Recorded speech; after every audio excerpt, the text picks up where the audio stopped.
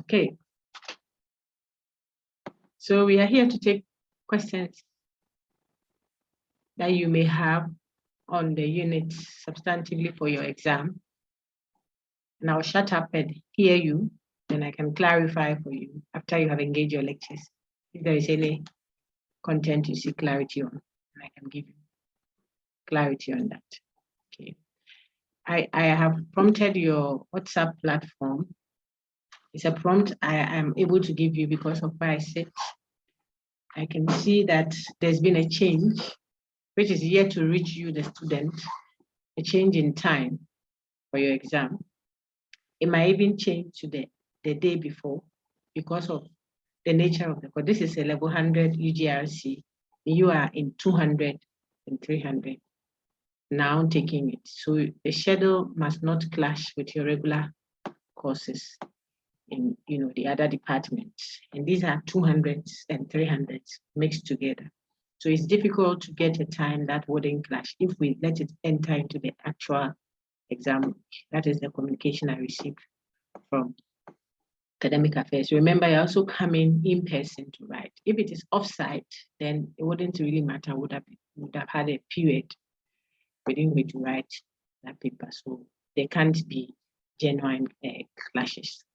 But since you have to come and have a fixed time that you are seated writing using our computers, that can be tricky. You see that? Yeah. So it might even go to the 5th instead of the 6th of November, might instead. For now, I would advise that you keep your November 6th, that Saturday, I think, open the whole day. Target 7:30, because that is what, as at last night, I saw. I'm here to look at the online sheet this morning. It keeps getting updated. As and when queries come in, people complain of clashes, they keep updating. And it can be so for all your other courses you are taking. So please be minded. Okay. When it is settled relatively, then you get the final timetable. That is what I was communicating. I kept repeating. What you have been given currently is the provisional timetable. Provisional results of our voting may not necessarily be the final. Okay, so the final will incorporate all prompts that Academic Affairs receive and correct. So it's the final one that you will be guided by, not the provisional. And I'm privy to the tentatively final one that is still undergoing change. That's what I prompted your platform about. Okay, so that is one. Then the focus of your exam, I have said that over and over again, unit 6, 7, 9, 10, your class rep prompted that you still needed slides, the raw slides without a voiceover. I sent that also. You will do with engaging the lecture. Please engage the lecture because you will be examined on your ability to, look at the learning outcomes. It should tell you what we will examine you on. The ability to construct argument, to examine argument, to evaluate them and tell what the problem is. Was there a causal error that was committed? Which one? Is it post hoc, ergo propter hoc? Is it confusing the cause with the effect? Is it confusing a correlation for causal connection? This is unit 7 I'm touching on now, part of it. What connotation of the word cause will I be using if I associate or I attribute the cause to what immediately happened before the effect? Which connotation of the word cause would that be? Proximate cause. So that should tell you, you have to have a fair idea of the different meanings, the different connotations we can give to the word cause. Okay, cause as proximity to what happened just before the effect. It's a certain understanding of the word cause, proximate cause. Necessary cause means what? The antecedent condition that must be present if the effect will come at all. It's necessary to the occurrence of the effect. That is a necessary. Without it, the effect couldn't have happened. But I could also think of cause with a different meaning, a different connotation, and that would be sufficient condition that must be present. If the condition is a sufficient cause, it means if it is present, the effect will come. But it doesn't mean without it, the effect cannot come. The effect could come through another channel. So sufficient means if it is present, that condition we call a sufficient cause. This means if it is present, it will generate the effect. However, without it, some other condition could bring about the effect. So it was only a sufficient condition. You have to understand that they are technical terms. So sufficient condition, necessary condition, proximate condition. These are all different ways of thinking about the word cause, what it means, different connotations of the word cause. Sometimes cause means individually necessary, jointly sufficient. If they all come together, they are enough to produce the outcome.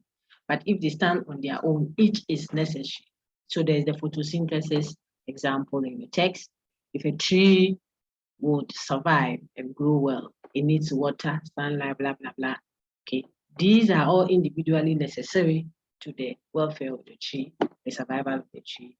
Together are sufficient. Think of it that way. Okay, so sufficiency is all these are there. What I'm saying, what I'm rattling now, have all been said in the lecture.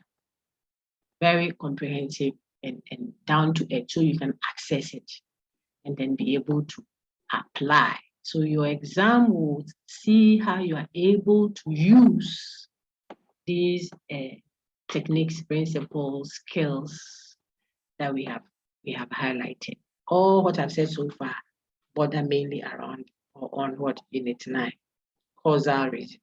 So the meaning, of course, the fallacies that are labeled as causal fallacies, errors in reasoning connected to what?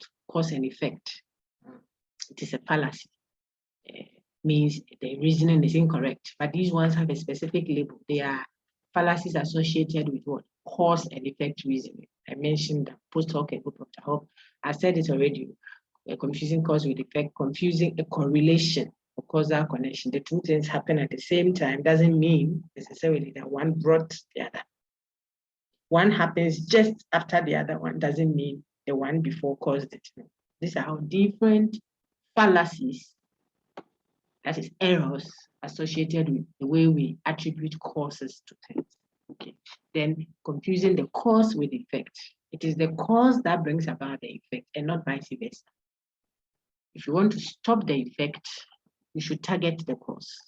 But sometimes people deal with the effect as if it is the effect rather that brings about the cause. Look at the examples I gave you in the lecture there. Because I don't want to, apologies, we haven't had lunch yet. But if I don't want to poo-poo and vomit plenty, then I will not, what? Someone said, I don't want to get diarrhea, so I'll stop pooping and stop whatever. It is the diarrhea that brings the pooping. Excuse me. So when you stop using the loo, that means I'm never going to use the loo because I don't want to get diarrhea. You have confused the cause with the effect. Okay. If I get the diarrhea, then I'll visit the place consistent 2-3 times daily, as if it's paracetamol. It is the diarrhea causing the running, not the running causing the diarrhea, vice versa. So the point is, sometimes when we are reasoning causally, we commit these errors of confusing the cause with the effect. Then there was another one to that said, ignoring a common underlying cause. There is something that is common to those two events that you are observing. You just choose what you think is similar in them and associate the two events, but there might be something else underlying it, the effect you see. Let's give an example.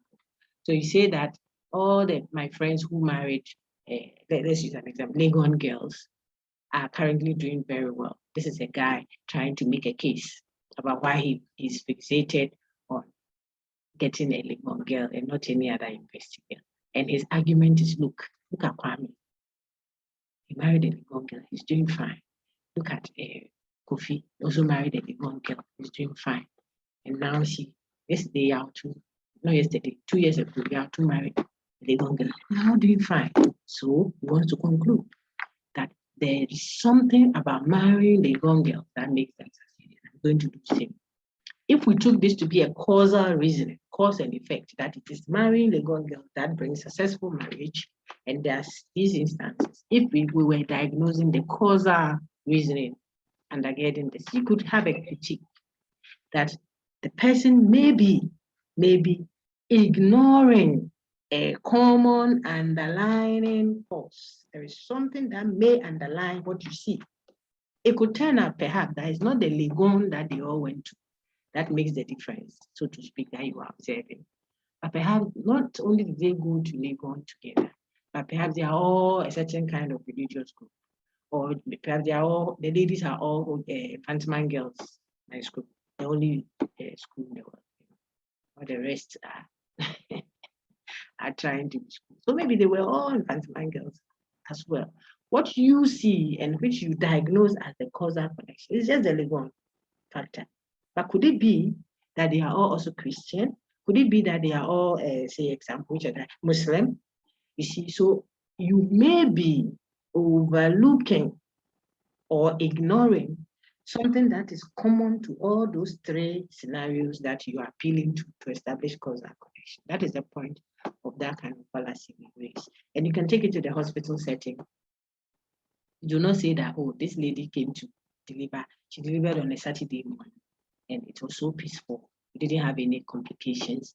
The other sister also did the same, the third sister. So you want to force and deliver on a Saturday at that hospital because it looks like Saturday deliveries are good. The doctor on duty on Saturdays are good. That is how you do your diagnosis. Could it be that on the Saturdays, the pressure on the machines, are limited? People are not really sick on Saturdays. Maybe that is what gives extra time to attendants and cleaners and lab technicians to give you all the attention, and not necessarily a competency that one doctor has that the other doesn't have.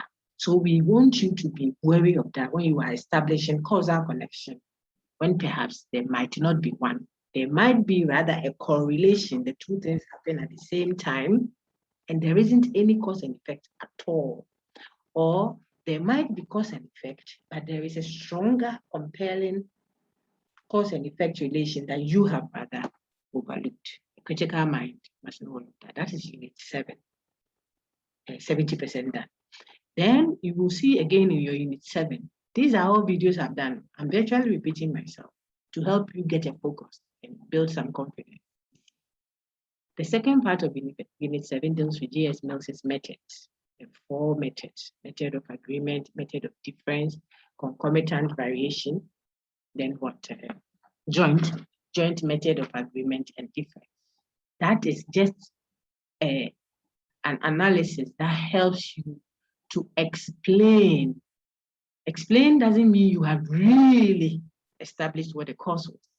It helps you to explain what the possible cause would have been. It's a probable cause. Another connotation of the word cause is cause as what? Probability, chances. See, if it's the clouds have gathered and you say it is the gathering of the clouds that will cause rain, perhaps you are dealing with probability because the clouds could gather and it will not rain. Okay, so that those overlaps. Now let's come to what I was saying. So I was saying that J.S. Mills's 4 methods that you have been admonished to study, it is actually how we intuitively think about matters. He just codifies them to make it organized. Okay, we all went to a party. The 4 of us that went, myself, Odysseus, Silas, Efia, Jonathan. Okay, so the 4 of us plus your lecturer, we went together to the party. We all want to be executive and we were classy. So when they serve the dishes, we all say we want a little vegetable here, some spiced chicken, some rice, something, brofosemption. Then we all went for a plate. See, I'm explaining one of the methods of explaining what the possible cause could be. Possible cause, not necessarily a certainty. That is why the reasoning there is inductive. It is not deductive. There is always the possibility that our findings may be false. That's what inductive means. The conclusion does not necessarily follow the premises that we draw here. It applies to causal reasoning, it applies to sampling, reasoning by sampling. We didn't do unit 8. It applies to, what's the other one? reasoning by analogy, where you compare two scenarios. If you look at the similarities in it, you assume that then because of how similar the two scenarios look, this one too will have the other factor that you have not yet seen. That's analogy. Put the two to compare and make your conclusions or draw your conclusions. These are all inductive reasoning. They are not deductive. They are not certainties. They are not proofs. I can ask you that with an example. Explain the logical position that confirmation is not proof. That is Unit 6 and part of Unit 7. It is dito in my discussions with you and in your test. You should be able to explain why the logician or the critical mind will say the fact that you have confirmed a certain hypothetical statement doesn't mean you are proving it. So we have to be careful when we say science has proven that, and what we are going to say is actually something that is falsifiable. Unit 7. The thing can be false in future. Science has proven that all metals expand when it wasn't a proof. Your language is wrong. Science has shown that as we speak now, whenever we discover a metal, it will expand when heated because it can fail, and it does fail. It's a prediction. Okay. So confirmable statement, what we discussed together, cannot be used to create proofs. When you are building from particular statements to that, it won't be a proof. It will be what? A confirmed statement. So roll back 2 steps back. Certainty is associated with deductive reasoning. If the premises are true, then the conclusion must also be true. You see that we haven't established that the premises are actually true, and we haven't said it's actually false. We are saying if it is true there, then this conclusion too must follow. And that is the difference, the main difference between deduction and induction, which takes us then to our discussion on causal reasoning. All the reasoning explanations we want to offer are causal arguments, therefore they are inductive. So it could be false. All these methods I'm going to quickly on J.S. Mill. We could arrive at a certain outcome based on J.S. Mill's methods of causal reasoning. And that arrived outcome may not necessarily be a certainty. Why? Because the reasoning is inductive, but it may be highly probable. The chances that so-and-so caused so-and-so may be high. That is how we can live in a world that we didn't create. So if you go to the doctor and you are showing some symptoms, he can only diagnose based on what the explanations are. It could turn out that it's not so. So sometimes trial and error. What did you eat this morning? Can you tell me this? Were you alone at the party? How do we tell who poisoned, God forbid, there's the children that got poisoned at the school they have? What was the source of the poison? How do we do that? Do we do that by divine revelation? Perhaps not. What do? We will ask. So, God forbid, certain class in that school have all gotten infection, whatever, food poisoning. Say the class of a school of, say, 100 students, then one class has 15 students. They all went to the school's canteen. They all took their meals, but by close of day, let's say 15 of the students have been admitted and they have a common reaction. What can that be? They're all running, vomiting. Sorry, but I want to make it vivid. They are vomiting blood and they are pooping, whatever. When you have to diagnose that to help salvage the situation, what are the questions you will ask? You want to find out what did they eat. Then maybe you say, oh, they all went to lunch. That's the matron. They all came to the school. I mean, the 100 students all came. So we don't understand why the 15. If 100 came, but 15 are reacting in the same way, we can give a causal explanation after 1 or 2 questions. So what do we establish? All those who are running now, if it turns out that they all took a salad cream as an addition to their wachi. The school ate wachi that day, but some decided whether they wanted salad cream or not. Then we are a step closer to diagnosing what could possibly, see how I'm speaking, What could possibly be the reason for the running? You cannot say you have established with certainty yet. Even if you get all the example, the evidence, you can't say so with certainty. It could be that they are all AS. The blood condition that they have is what is helping whatever they have taken to give them the effect it is having. So we will never be able to establish with certainty 100% absoluteness, no. But we are able to diagnose with a high degree of probability if we apply diagnosis methods, causal reasoning, causal explanation. There are 4 of them: the method of agreement, the method of difference, the joint method of agreement and difference, that's stronger, then the concomitant variation method. What does that mean? So I said if the 4 of us, myself and the 4 other students, so the 5 of us go to a party, we all go and do big doings and take chicken and rice, and then we add a little salad cream to it. Then we come home, okay? I want to make it very simple, but I'm sure you would have engaged the content. Okay. Now, if all the time that anyone who took the salad cream offend and run, let's go to the thing so that you can have some while I'm talking. I'm doing unit 7 now. Second part of 7 to tie it into unit 6.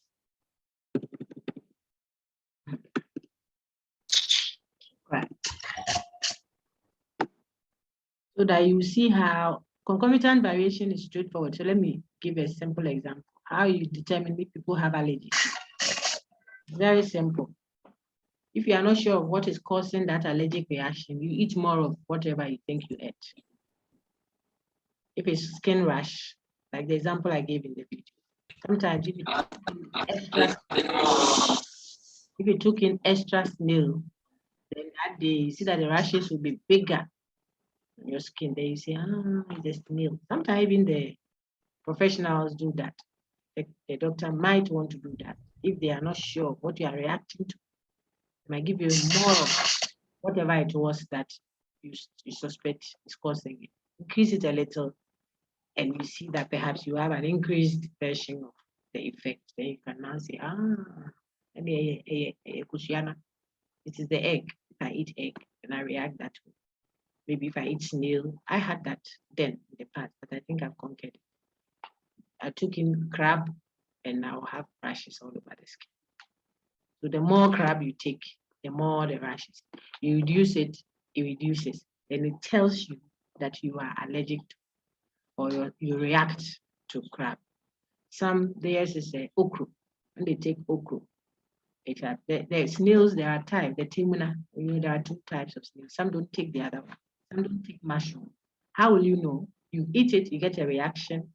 I'm not sure if it was that or the soup or some meat in there. What exactly are you reacting to? You won't know. So if increase or decrease the suspected cause, then it leads to an effect in the a change in the effect. Then you say that, by concomitant variation. Concomitant means a proportional variation. Okay, concomitant. So by concomitant variation, you are able to tell what the possible cause of the effect of rashes is.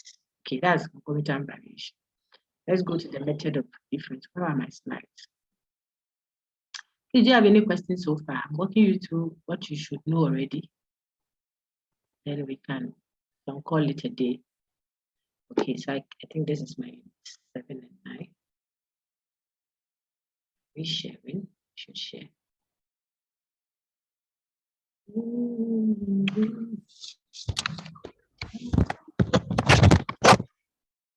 Wow.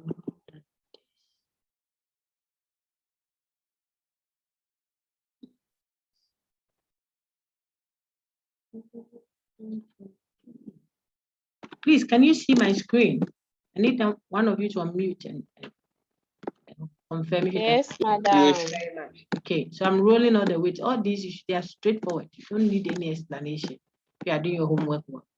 But the ones that may be technical, so I'm going to concomitant variation. You should know predictive power. You should know all of them. If you have questions, you let me know. This is the causal reasoning, cause and effect based reasoning, how we attribute causes to things. These are the different connotations of the word cause around by them. Agent as a cause means the entity or person that brought it about. Okay. Now this is where we are now. J.S. Mills's 4 methods: method of agreement, method of difference, method of concomitant, joint method of agreement and difference, and then the 4th one, concomitant variation. I put the think of how you detect suspected skin or food allergies. Yeah. Okay, so on the screen now is how you do the method of agreement. See, we went to the party. We are explaining agreements. I took my different combinations of dishes, different from Silas's own. Maybe Silas took gakenke and fish. But when he finished, he took a glass of juice, orange juice, from that pot over there. I took perhaps a tozafi and dawa, whatever, soup. When I finished, I took my glass of juice. Who else? Are my friends. Give me names, so I want to give example. Okay.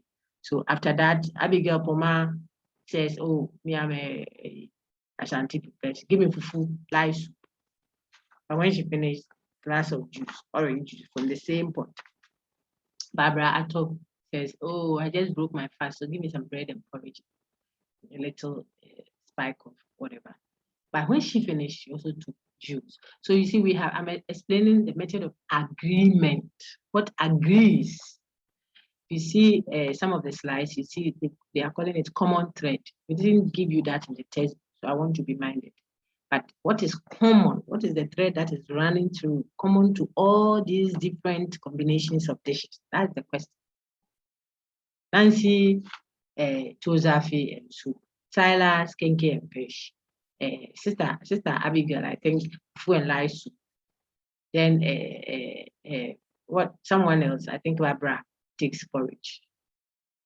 But with all these differences, you see, there is something that is common, that is agreeing. That's why the method is called the method of agreement. What is agreeing? We are all taking juice. In this, my example, the common thing is cream. Hey, that is what is common. And so look at the effect. The effect is running throughout. You're all running. You understand which sense of running that is.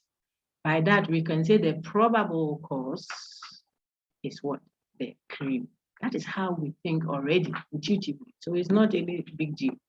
Now you realize that such a causal reasoning based on probability, the method of agreement might commit the fallacy of confusing a correlation for causal connection. I hope you see why. It might just turn out that all of us are correlated. I told you the student example, the school children's example. There might be a correlation that all the 15 people took so and so. That's why they are reacting that way. But could it be that it's not what they took in, but what they are made of, their blood group? Could it be that? Could it be that they are all sickling children? Could it be? Maybe you are just seeing that they all ate the oil. That's why it's not the oil per se, perhaps. If so, then you may be confusing the correlation or causal connection. See the link there now. Okay. The second one is the method of difference. Look at difference. Difference, that's the opposite. See what happens. They all ate the same set of meals with the exception of one thing. So where the 4 of us all took the fried rice and chicken, but then I added a fruit, and then Silas said, medium, my dessert is fufu. So when we finished, there's one thing that distinguishes my meal from his. That is the difference. What is different in the 2 antecedent conditions? One took mango, in addition, the other one took. So if it turns out that the effect, see the method of difference, the effect is different, then we are tempted to say that, we should suspect the mango, because that is what was different in Nancy's meal and Silas's meal. That is how the doctor can check the possible cause of the stomach ache, and then now bring in the police to come and say, look, the woman and the man ate the same meal, but I noticed that so and so and so and so and so. This one is different from this. Go and investigate the woman. Maybe she has given the man daddy's salt. I hope you know that this salt. I'm told that some wicked wives would grind whatever. It's not worth repeating. And so there is a salt specifically for daddy because it has a component that is killing the man's salt, so they can inherit. Now, man in paro, why? Okay, so that's the method of difference. Then now we go to the joint method of agreement and difference. Remember what this is for. All that J.S. Mill, John Stuart Mill, is saying is that if you want to explain the possible cause of a certain effect, you may want to apply yourself to these rules. It doesn't mean that it will necessarily be true, because sometimes it is not even the food you ate. It might even be the plane that you were sitting in, that you were reacting to. Okay, so that is why you have to be very careful when you think you are proving something, when in fact you are just giving evidence that may not necessarily be true. Okay, it might just be that all those 3 people who were vomiting were only reacting to the sea. If you have sat in the ship before, I mean, we went for an excursion then, and people will vomit. If it is your first time, you are not used to the whole scenario of the sea, the scent from the sea, when you go a bit deeper. You could react. As soon as you take in your meal, you could react. And people will think you are sick in your tummy, or the food has some poison inside. And it might just turn out that it has nothing to do with the food. Maybe all those who ate the wache are vomiting, and those who ate the food are sitting quiet. And you might say, oh, then it is the wache. It might have nothing to do with it. It might just be that the people are reacting to something. So I want to drum that down, that these methods are only probabilities that will aid the reasoning pattern. They are not certainties. Okay, so that is the method of difference. Everybody, it's the same thing. One thing is an exception to the 2 people, and the effect is also different. See the method of agreement. The effect, where is it? The effect is the same. The antecedent conditions are different, but in the antecedent condition, some specific condition is repeated. That is why you are tempted to connect the effect to that specific thing running through. That agrees. Okay. Then the method of difference, everything rather is the same. One thing is different, and the effect is also different. So you have reason to connect inductively what the effect to that suspected cause. The joint method, if you want it to be easy for you, just think of the method of difference. See, the effect is different. This one is also different. Do the method of difference, but then give the first option a collective T. So persons 1 to 10 all ate rice, wachi, ice cream, and mango, and they all. Then the other set of people is for persons 11 to 20. They ate rice, wachi, ice cream, yes, but then they added fufu as dessert. They are not running. So what is the difference between the 2? This is just a repetition of the method of difference, except that you do the difference between 2 groups, not 1 person. And the groups agree. So a group of those who agree, 1 to 10. Another group of those who agree, 11 to 20. Then you compare the 2 groups to the group of all those who ate mango in addition to the main meal. And then a group of all those who did not eat mango, they ate something else. Okay, and are not running. And you compare, you see that is a stronger outcome, a stronger analysis than just when you were dealing with 1 person running, another person not running. Okay, if there is a collection of them, then the probability is high that mango is suspect in the effect. Okay, that is how we diagnose this COVID thing. That's how you're able to tell what the symptoms are, who has got COVID and why. But the fact that someone is coughing may not necessarily mean is running nostrils or having congestions on the chest, or the effect we associate with COVID. Just seeing the effect may not necessarily mean that. Okay, but if we see the same thing common to many people, then we are tempted to make a generalization, still having in mind that we might be wrong after all. Okay, concomitant variation, I explained that. So here, mango increased, and if it turns out that it increases the effect, then we suspect mango now. Here, mango decreased, and the effect also decreased. I have mentioned all this. Look on the screen, please. I've mentioned these 4 fallacies of causal reasoning. I think I didn't mention genetic fallacy, but you know that you accept or reject because of the genesis of it, the origin. Okay, I'm giving you 5 examples right over here. And then I asked you to read to Unit 9. That's okay. Now, Unit 6, we round it down. Unit 6, what you should recover if you haven't done so already.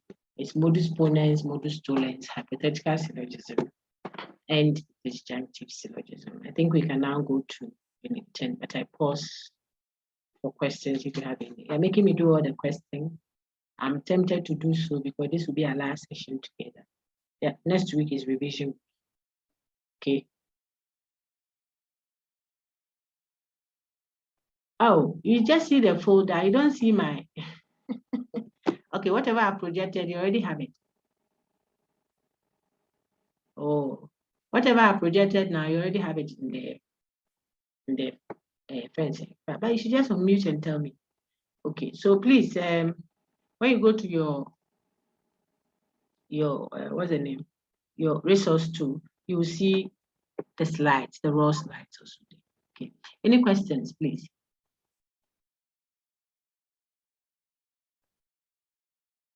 If there's a question, keep your hand up, please, so that I can address it.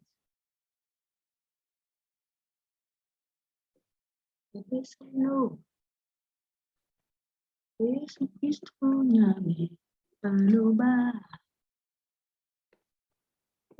No. Any questions, please? Okay, so let's share the Unit 10 also.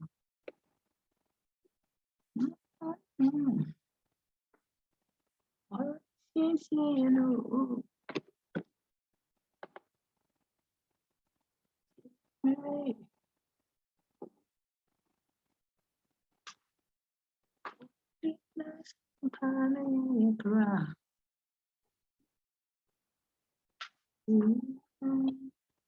Unit 10, informal fallacies.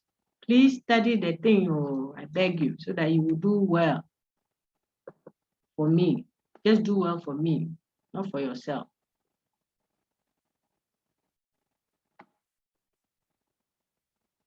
Okay, so I have my Unit 10 now. What did you read in Unit 10? I think that one is a little bit more simple. Can you see informal fallacies, please? Yes, madam. Great. So let's move.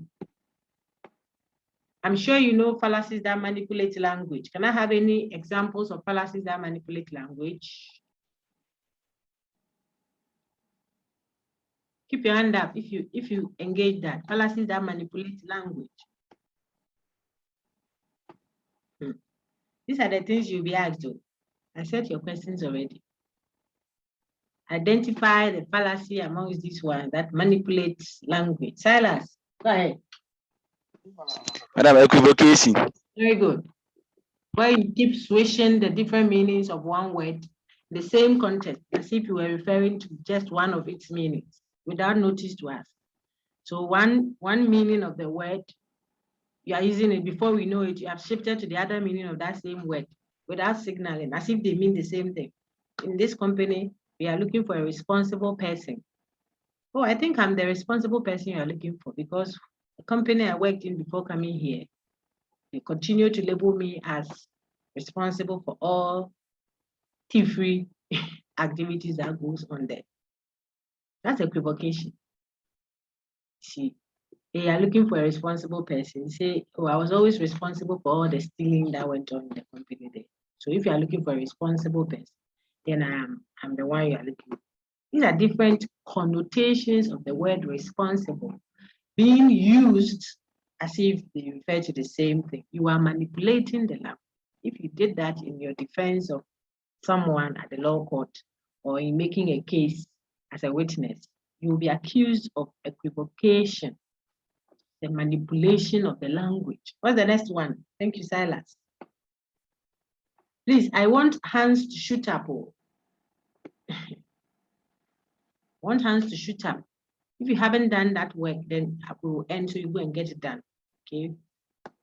Fallacies that manipulate language. This is straightforward in your book. It's not something you have to beat about the bush about. Okay, Nelson, go ahead, sir. Madam, please, secularity or tautology? Very good. Secularity or tautology. Where you repeat your premise in the conclusion, or you repeat your conclusion in the premise. You have said something, we want you to give us the reason to ground what you are saying. Then you use the very thing you have said to ground the reason.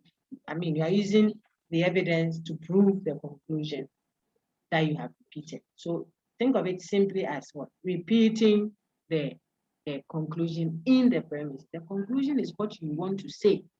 Now give us reasons why we should hear what you want to say. Then you repeat the very thing that needs reasons in your premises. That is when we say you're being secular. If it is in a definition, you are just using that very definition that we don't to explain it or to define it.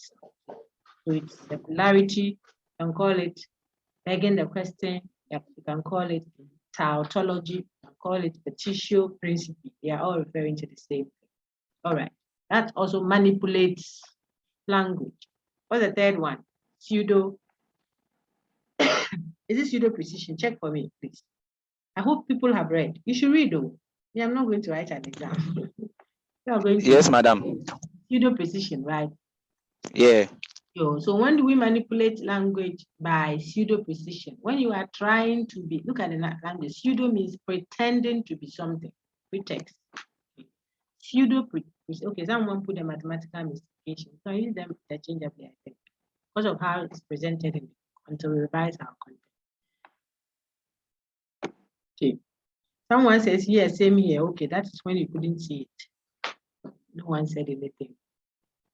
Okay, so pseudo precision are trying to be precise by using terms that cannot be precise, are using words to suggest what? Precision. So you are using the language to pretend to be precise, when the term being used cannot be a precise concept because it's already vague. We will finish. Right, there are examples in the video. Use those. I think they will be more helpful to you than something spoken off my head. Okay, so how about the fallacies of, some call it fallacies of relevance, some say fallacies of irrelevance. Don't worry. What is important is to know the specific fallacy. So the broad category we want to look at next is what? Fallacies that change the subject. The first one, we say fallacies that manipulate language. Now we are saying those that change the subject. They shift your attention from the matter under discussion to something that is not relevant to what is being discussed. Okay, when we say fallacy, you are reasoning erroneously, you are making an error, committing an error, the way you are reasoning. Which kind of error is that? Okay, sometimes the error arises as a result of how people are using language. Those are the ones that your friends helped us with shortly. You should know them.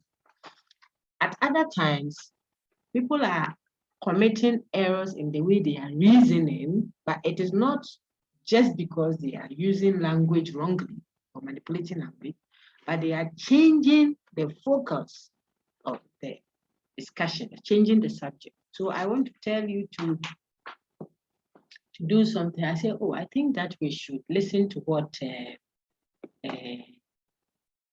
I think we should listen to what Kofi Edu Amwako says. Maybe we are in class, he says, oh, let's switch off the fan. See, then Safo Asari says, I don't think we should listen to Kofi. So we all ask Safo, why Safo? And Safo says, oh, Kofi, yeah, he's too much. Everywhere we are, he wants to show that he knows something.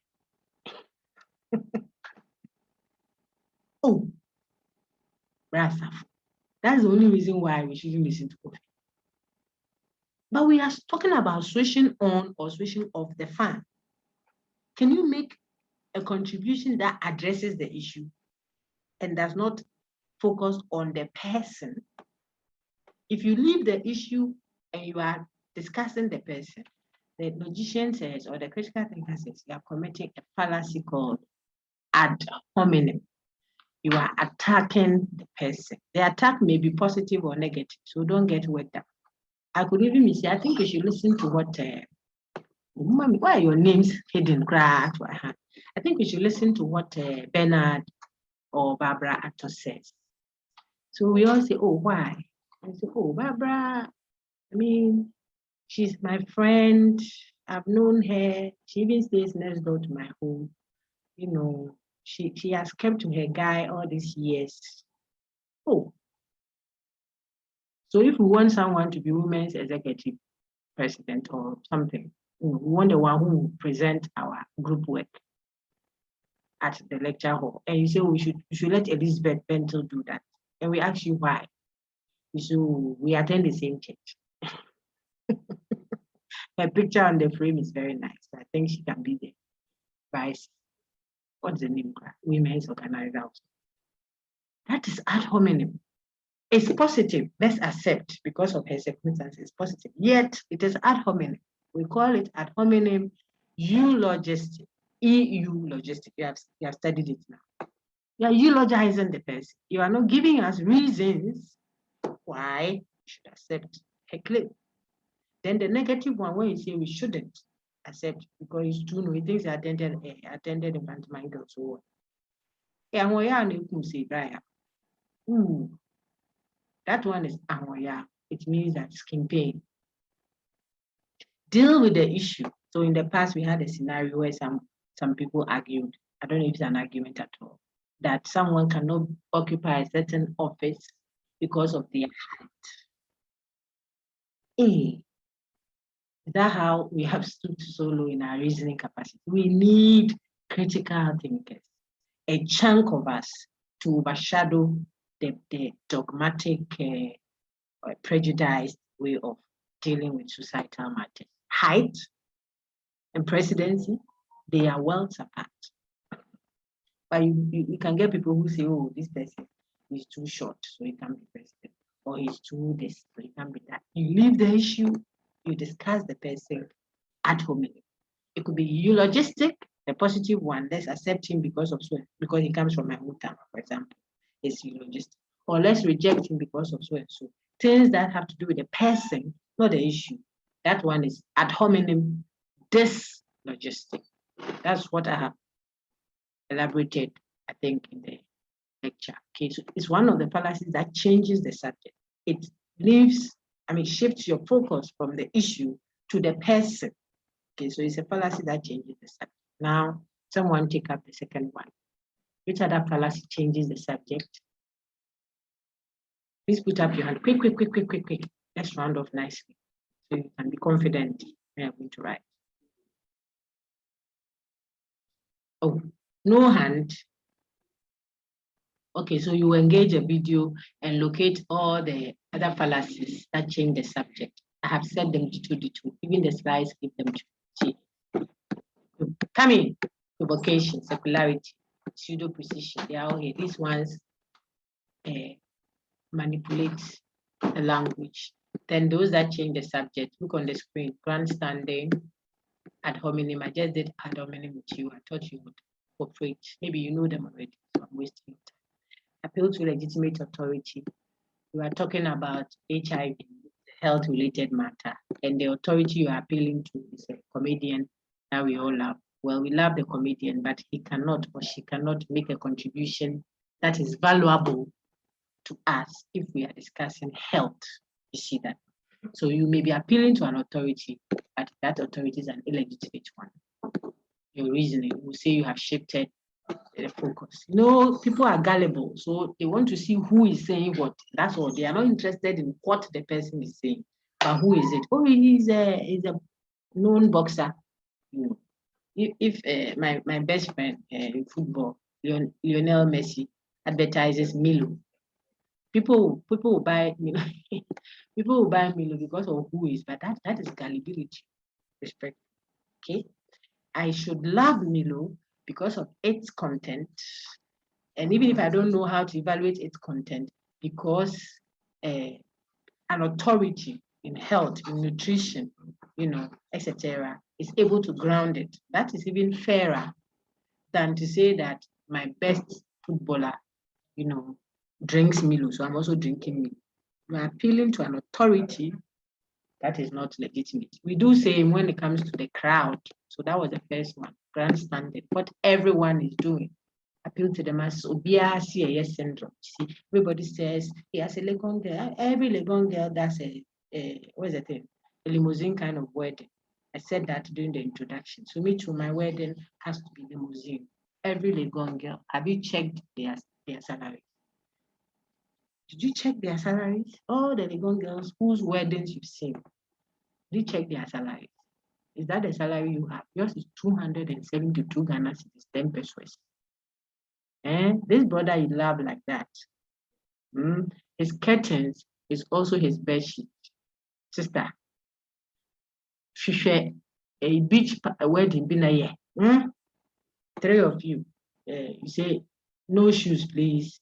It can be a new brand. People will follow you. You to show, look at yourself and do something that is quality by your standard. Quality need not necessarily be expensive. You want to go and hire limo, what? Then you start the marriage with 30,000 debt, and every day you are hiding under your bed. What kind of marriage is that? Everybody says so, so it is so. Can be very problematic. You can't do that as a critical thinker. There has to be something that everybody sees, and for that reason they are chasing that product. Look at what they see, not the number of people seeing it. Okay, so if everybody is putting their pony on their forehead, so auntie, please, when you do the pony, put it on my forehead. That's my hairstyle. Put it on my forehead. Auntie says why? So that's why everybody is doing. That's what is in vogue. In vogue, check the size of your forehead. Check the size of your forehead. Look at your legs, my dear sister, like Nancy. If your legs are some way, why do you want to go and do what everybody is doing? So the point is the fact that many people see the gallery. Look at the appeal to the masses. Ad argumentum ad populum, that's the Latin expression. It's there, you see it.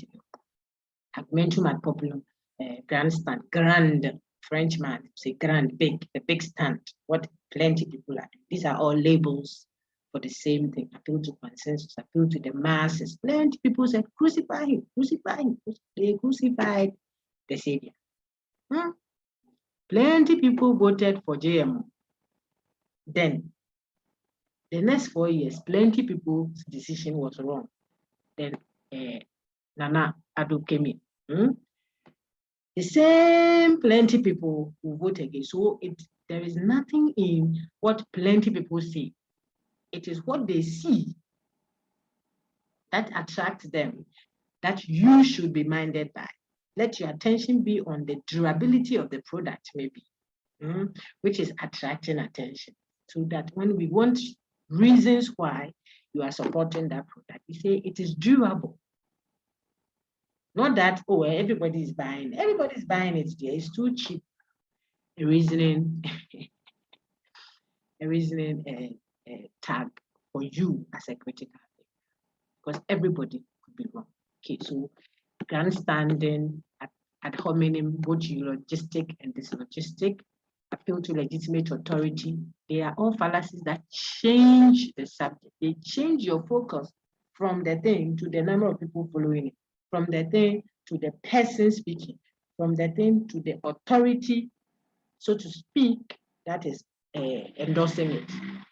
A critical mind, don't fall to it. Okay, then there is appeal to pity. It also changes the subject. Oh, Doc, please, you have to make sure you help me because, Doc, and all the person is doing is invoking pity, not giving reasons. Give reasons. Don't invoke pity. Ladies, we do that a lot. Even at interview, you have gotten your hard-earned first class. They come for an interview and they ask you, why do you qualify for this job? See, I've suffered. Hey, sister, I've suffered, so we should give you a job. What bread? Yeah, you're coming to job all our money. You job all our money in the company. Look, do not invoke pity in people. If you get a serious critical thinker, you lose the job because of that. You should rather give reasons, even if it was a pitiful situation you had, play on that to show how you have built capacity because of that unfortunate life you had, and for which reason you are the right candidate for that job. Tell them, I think that I am the best person to take up this appointment of a marketer in your company. I tell you that because I've had a rather unfortunate start of life. Maybe I lost my mother, lost my father, blah, blah, blah, the stories you can tell. But because of that, I started selling sugarcane at an early age. I'm able to market products tailor-made for people. I speak quite a number of languages because I've lived with different people, from my auntie to my this to the woman that I was a house help to. And I'm saying the same things, but I am not using that to invoke pity. I'm using that to show my strength, that I've lived through different environments. I've lived at Choco before, but I've also lived at East Legon, and currently I'm a Legonite. I work by day and by night. Night I do I sell fuel at a fuel station. Daytime I sell nose masks. I do that because I didn't have a golden spoon in my hand. And those skills have equipped me so much that I can market this MTN product. Give me just 2 weeks trial. Thank you very much. Everybody will be dumbfounded, sitting there looking at you. Make her the manager of the project. Sister Adjoa will not do that. You, Sister Adjoa, listening to you, won't do that. I'm telling you, this morning I'm not eating. And my mommy is sick. My brother cried too. Doesn't have anybody taking her. I'm the one doing what is this? So we should give you a company because of that. Not a welfare. Appeal to pity. I've left reasons. You are invoking pity. It won't wash. I'm telling you. After the interview, maybe you get someone to give transport back home and 100 cedis to eat that. But the job you won't get because that problem will be brought away there. Your mother's health issue, our company money will go. Your brother's school fees, our company money. When you go and they do the insurance, you will chop half. Don't appeal to pity. Africa, our leadership, if you get to sit at a place, don't let people pity you. Give reasons. Our country needs this. If you give us this, we are able to work to do this and that to pay this thing back, or you should dash us that because we really need that to bring our people down. Yes, speaking the same thing, but I'm not doing it if you don't help us. Even what the people will eat tomorrow, we don't know. Our nation is coming. Please help. That is when you lose your sovereignty. You have it physically, but substantively you don't have. People will be ordering left, right, center. Appeal to pity. Okay, it also changes the subject. And on the screen you have appeal to force.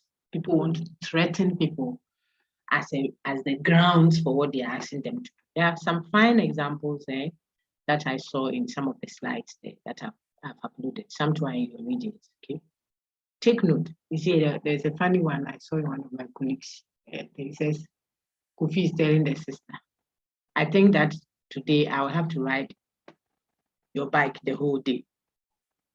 Because, see, so when you see because, you are going to look for the reason why the person is saying. I said, because you don't want mommy to hear that, that you didn't wash your socks. Now that's stress. That's stress. Person man maybe just a win socks now and then the bike and the whole day.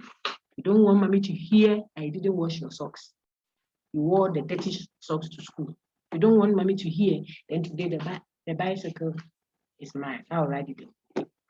What will Kofi say? You see, so the point is, this one, you didn't give reasons why you should write the fact. You threatened the person. You appealed to consequences. Look on the screen. You appealed to consequences. What will happen if you don't do it? Some ladies are with a guy because of the consequences. The brother doesn't love him. If the consequences are no longer telling on the guy, the guy has to say, yes, sir, I love you back by force because he's working in your father's company. What if he gets another job, sister? Or he gets another sister who sponsor him that he loves. He'll drop you like used tissue, put it in the bin. So you don't want to threaten people. The secretary is working for you. That's also in the slide, the video. The secretary is working with you. You are the boss, but she's your secretary. Would you want to engage people by giving them reasons rather than sounding all bossy and threatening people left, right, center? Because people can get other jobs. Oh yes. Would you want to finish this letters? Finish typing the letters for 12, okay? Because this is the boss speaking.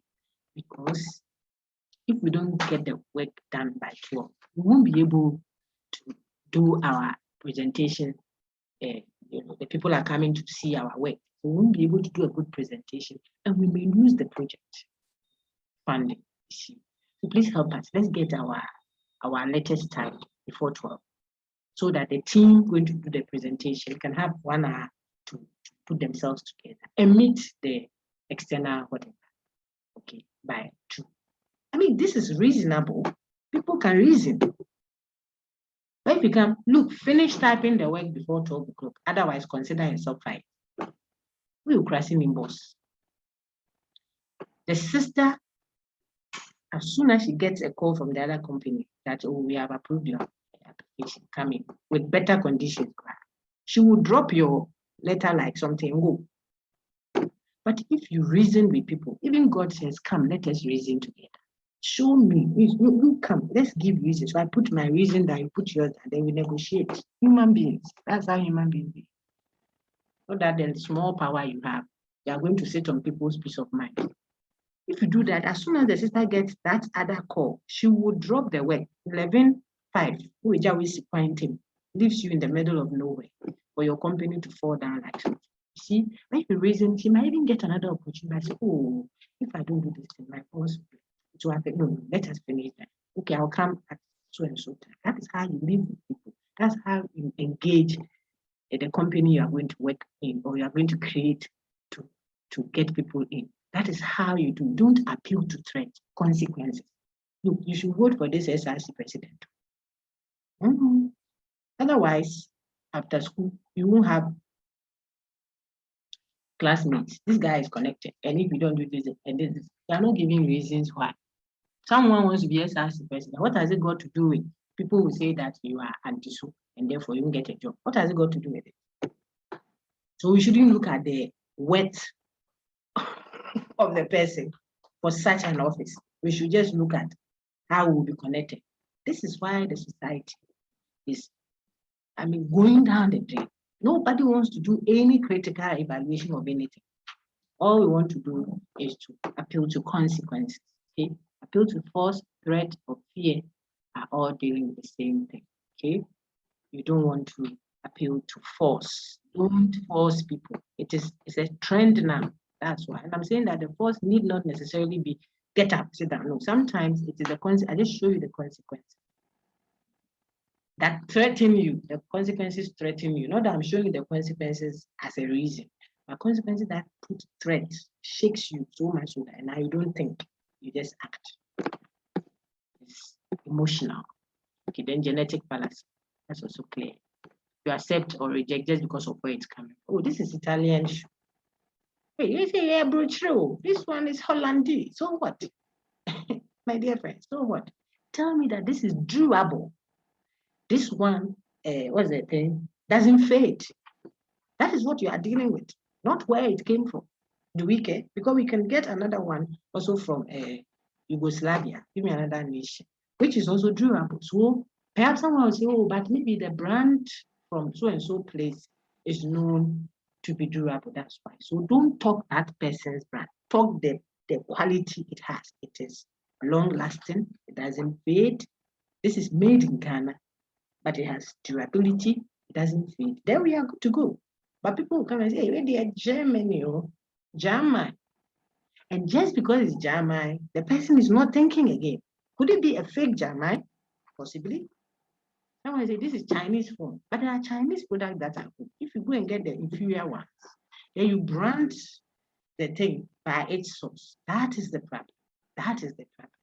So accepting or rejecting a claim just because of its source, we don't care whether that source produces quality or non-quality. You just use the source and you are done.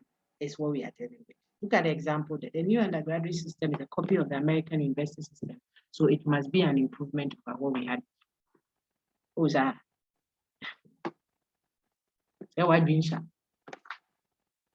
Okay. Now those that we mentioned, I think there were 6 fallacies that changed the subject.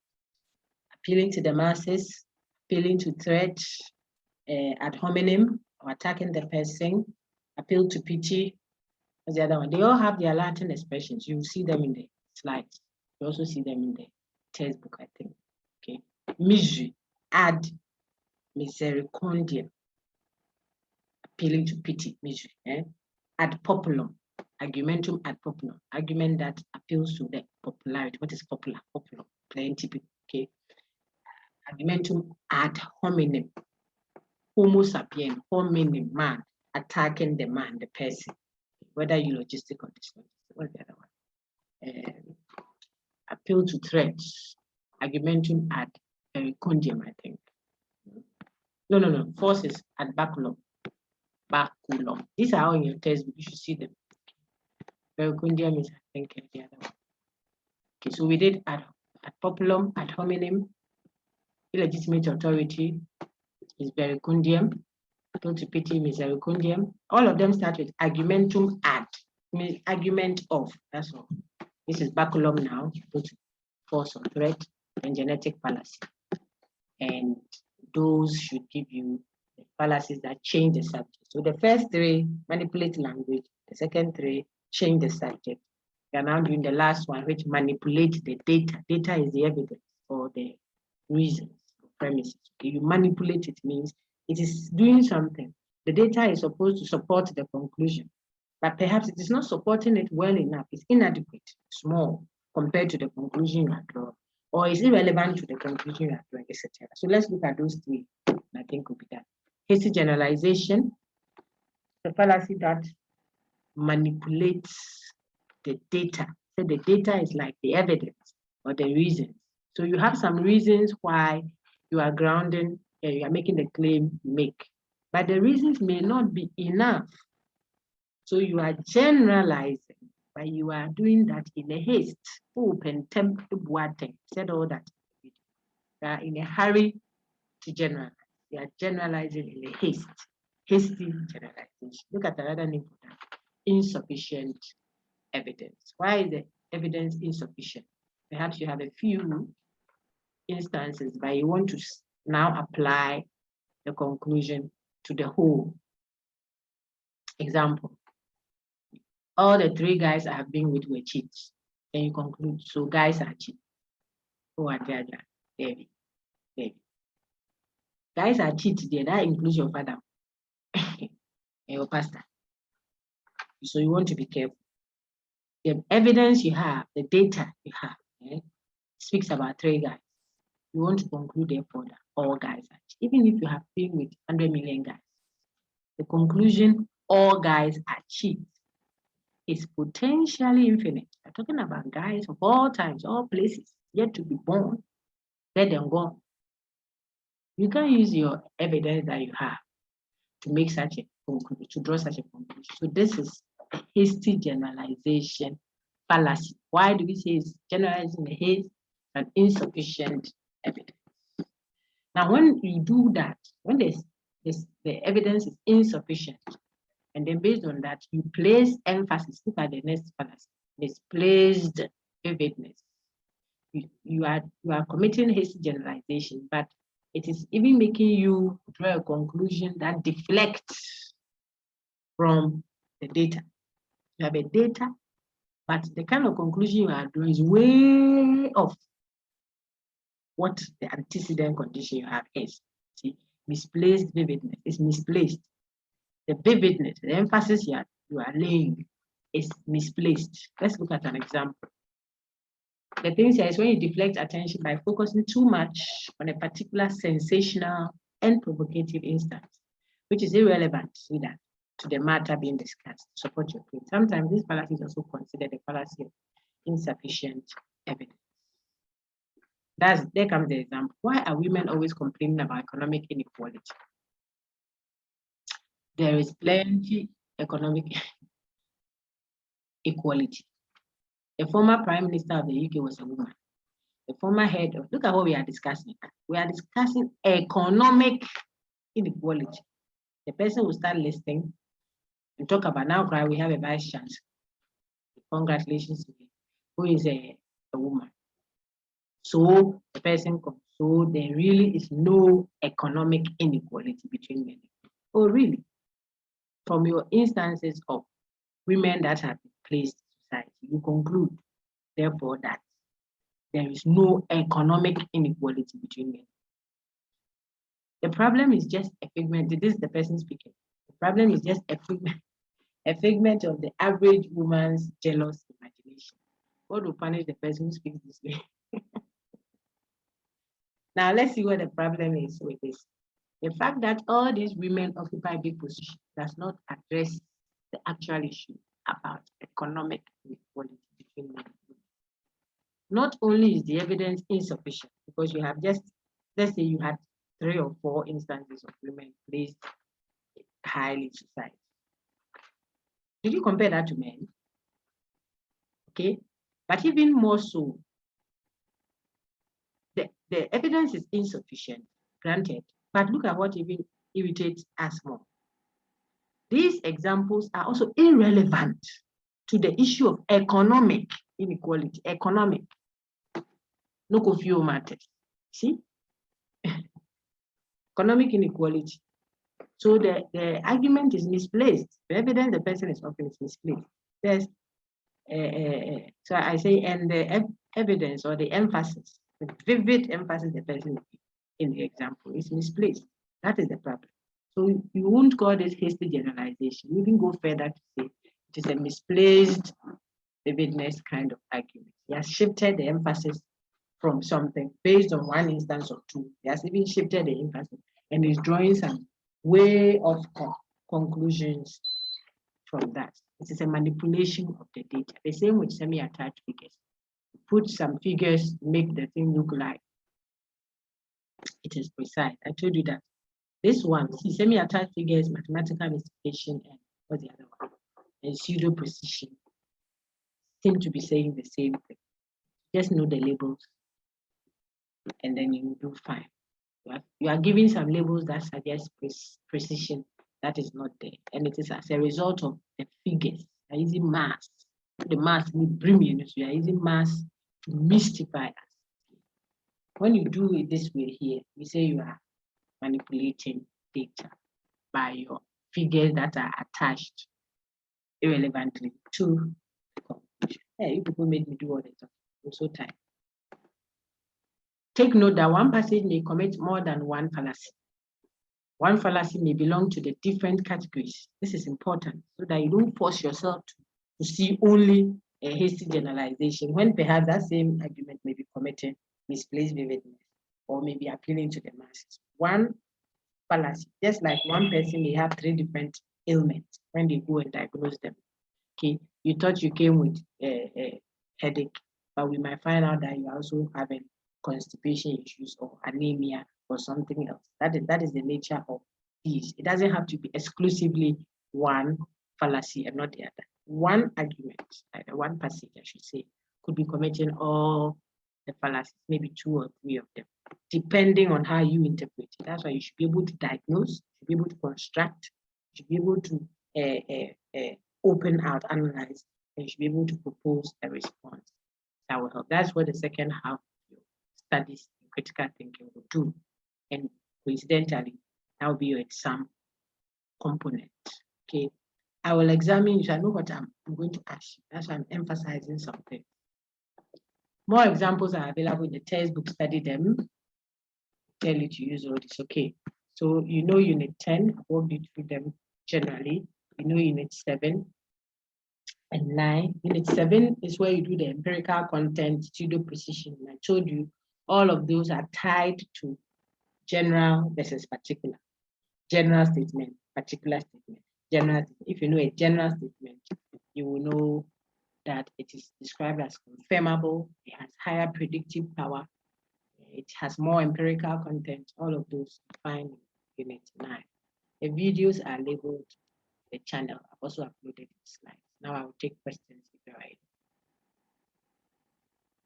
I noticed that, at least from Dennis's response on the platform, you didn't attend today's tutorial. I don't know if it's the time or you feel that you needed a little time to, but you should make use of the tutorial sessions to clarify your concerns if you have them.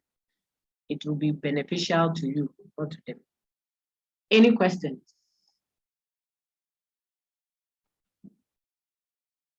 There any questions? All right. So no unit 6, no end terms. Be able to produce a conclusion when you are given premises. You should be able to introduce a hidden premise. After I've given you the main one and the conclusion, you should be able to determine which valid form you are working with: modus ponens, tollens, hypothetical syllogism, disjunctive syllogism. You should be able to detect the formal fallacies, affirming the consequent, denying the antecedent, false hypothetical syllogism. You should know all those. You should be able to use universal negations in your analysis. If I gave you a universal statement and asked you to develop a modus ponens valid argument, be able to do that. All of that is in unit 6. You should be able to explain why confirmation is not proof. You should be able to identify premises and distinguish them from the conclusion of an argument. You should be able to tell when an argument is deductive and when it is inductive. Now, then you move to unit 7. You should be able to measure the level or the degree of empirical content of two statements, even if both of them are particular. The reference class should be able to help you determine when a statement is general or particular, the type of generalization it is. And so based on that, how you can derive a statistical generalization from a set of premises, or how you can derive a law-like or universal hypothesis from a set of premises. You should be able to measure predictive power, empirical content, degree of falsifiability, testability, whether a statement is scientific or not, or is only pseudoscientific, when we call a statement a hypothesis, and when it is a data or an observation. These are all things in your textbook. I am not looking at it, not because I'm a machine, but because I have studied it over and over and over again. And I know you can also do the same if you put your mind to it. You won't pass automatically if that is your thinking. I don't think anyone even thinks that. So engage the content. I think those should cover unit 6. Why a degree of falsifiability or probability, what confirmation is, and how it is distinct from proof. Then we can move on to unit 9, which we did extensively, and then to unit 10. I am done. I'll wait for a minute or so. There's no question. And I'll leave you and wish you well. You will do 30 multiple choice questions, just like the regular student did, and 20 short answers. You will answer all in 1 hour. So prime yourself for that. Prep yourself there for writing out an argument. Don't come and give any excuses. Madam, please, you said 20 questions. 50 questions in all. 30. 50. 50. 30. You're working for 50 marks. So you do 30 multiple choice questions and then 20 marks for the short answers. Each will be 2 marks. So you will do 10 of them, but to count for 20 marks. Okay. Multiple choice will count for 1 mark each. For the 30, that will be over 30 marks. Then the 20 marks left, you will have 10 short answers, each worth 2 marks. So 2, 10, 20. You add the 20 to the 30 will be 50. Just like the first group, the first cohort, distance and city campus audit. Okay. Yeah. There's a hand up. Please unmute and talk. Madam, please, I'd like to appeal to you so that you add just 10 minutes to the 1 hour so that I would enable I will not us do that, please, respectfully. other way. It is against the university's rules to set different, modalities for the same semester or the same year. You see, this is the second time we are running the course. You see, in the same semester. The level 100s and 400s cohort did the same course. They've done it. We don't understand why we even have to redo it again for you. Okay, so it is the same semester. We can have different rules for different people. That is the reason why. Okay. Okay. Yeah. Thank you. You are welcome. Just focus on what we have. You are not a big number, so we don't have to alternate so many of the questions. But go to the center with the mindset that you are going to do your work, because you may not have the same set of questions. Even if they are logically equivalent, they might not present themselves in the same way. I could give one of you 4 or 5 Ghana cedi notes and give the other person 120 Ghana cedi, 200 cedis. I'm giving you the same money. The value is the same, but one has 4 pieces. The other one has 1 piece. They're not the same. So people who like to go to centers wishing or hoping that they get a tip or something from someone, you do that at your own risk. It could be that you have 2 premises at a conclusion. For example, whilst another person has the first premise of another set, and the conclusion is supposed to introduce the hidden premise. So if you are going to do number one, he'll give you an answer, you write it down, waiting. Not that he gave you the wrong answer, he gave you the correct answer, but your question was not asking. Just so that we can have a measured kind of answer. And you will do fine. So you work in 1 hour. Okay. Solomon, some of us are not fast in typing. That is why. Yeah, don't worry. So you should polish up that. You won't be required to type plenty. Don't worry. If I gave you a premise and you are supposed to introduce the conclusion, you should be able to write that down. It doesn't have to be a very long, passage. I am worried about that as well. So we'll be minded. But you should come with the thinking that you are going to construct arguments. For example, if I say construct an argument that is valid by modus tollens, whose conclusion ends, therefore bananas are delicious. Did I say modus ponens? Modus ponens, so therefore what I'm eating is a banana. You have to coin a relatively smaller premise, main premise, and a relatively smaller second premise, so you can arrive at my conclusion. Modus ponens. Then I say conclude such that it will be what I'm eating is delicious, or the banana I'm eating is something like that. So all bananas are delicious. I am holding a banana, therefore the banana I'm holding is delicious. You know what I mean? So it is more in the thinking than in the writing. We will be minded not to ask you to write something that takes a while to type, but you do fine if you learn the thing so that you don't have to think too much. The thinking will take 3 minutes before you are now ready to write and type into trouble. Okay, but you do short answers. You need to make sure that you are doing good. Okay, yes. So, okay, madam. Solomon, sorry, I sorted. Please, is there any other question? Ask me. This is our last time together. This is the 6th week. Next week is revision. I suspect that your TAs will be available if you need them. They will keep their times. You people are very lucky. This group, you have 3 TAs. All the videos were already uploaded from day 1. Plus your lecture to every week I'm there. People are sending me messages. I'm doing it, responding to it. Okay, so you can still do same. During the revision week, though, it's not wise and advisable to be still contacting the lecturer. You could engage the TA if you still have any questions or concerns at that time. Is there any question? Okay, so I think that we have dealt with all our questions.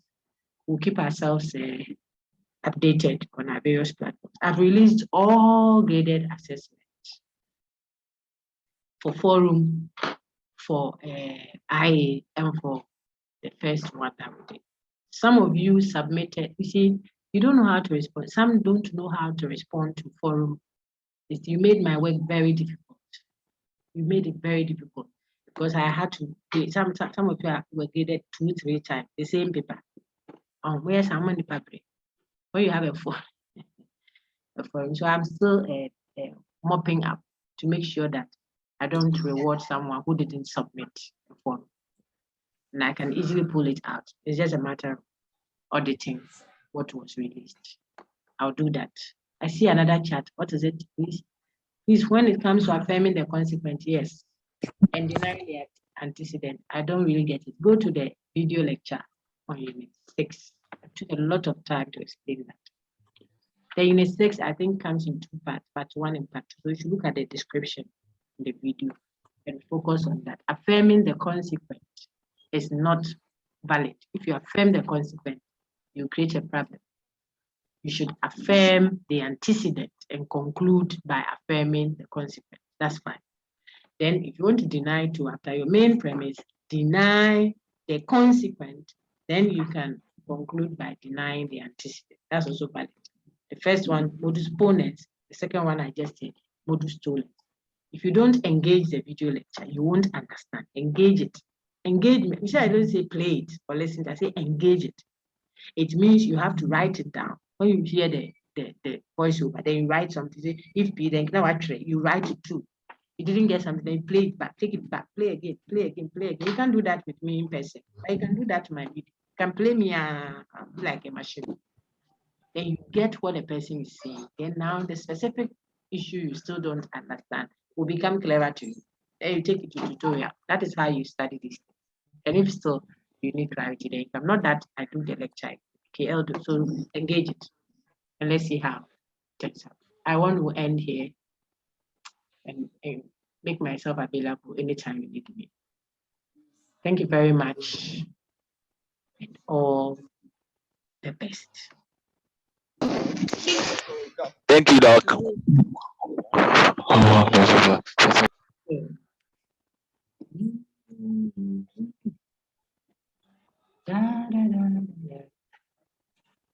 You are